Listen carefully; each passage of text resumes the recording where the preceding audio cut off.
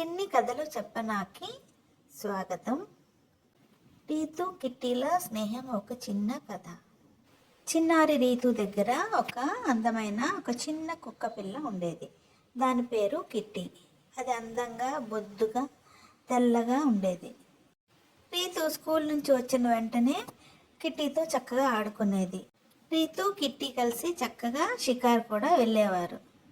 రీతు కిట్టీకి దగ్గరుండి తినిపించేది తన చేతులతో. రీతు తినిపించినప్పుడు కిట్టి తన తోక ఊపుతూ సంతోషాన్ని చూపించేది. ఒకరోజు స్కూల్ ఫంక్షన్ అప్పుడు రీతు కిట్టీని కూడా తీసుకొని వెళ్ళింది. తన ఫ్రెండ్స్ అందరికీ చూపించింది. ఫ్రెండ్స్ అందరూ కిట్టీని ఎంతో బాగుందని పొగుడుతుంటే రీతుకి ఎంతో ముచ్చటేసింది, సంతోషం వేసింది. ఒకరోజు రీతు స్కూల్ నుంచి రాగానే ఎప్పట్లాగా కిట్టి తన కోసం ఎదురు రాలేదు. అది చూసి రీతు ఏమైందా అని కిట్టి దగ్గరికి పరిగెత్తుకొని వెళ్ళి చూసింది. కిట్టి ఒక మూలుగుతూ పడుకొని ఉంది. కిట్టీని అలా చూసేసరికి రీతుకి ఏడుపొచ్చింది. రీతు తల్లిదండ్రులు కిట్టీని వెటర్నరీ హాస్పిటల్కి తీసుకొని వెళ్ళి చూపించారు. డాక్టర్స్ కిట్టీకి కొద్దిగా జ్వరం వచ్చింది, మరేం పర్వాలేదని చెప్పి మందులు ఇచ్చారు. రీతు కిట్టీకి దగ్గరుండి సపర్యలు చేసింది. మందులు వేసేది, తినిపించేది. మధ్యలో స్కూల్ కూడా మానేసి కిట్టీని చూసుకోసాగింది రీతు. మెల్లమెల్లగా కొన్ని రోజులకి కోలుకోసాగింది కిట్టి.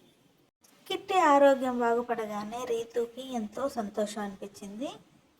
కిట్టీని ప్రేమగా హత్తుకుంది రీతు. తనకిష్టమైన దేవుడికి మనసులోనే కృతజ్ఞతలు చెప్పుకుంది రీతు కిట్టీకి బాగు చేసినందుకు.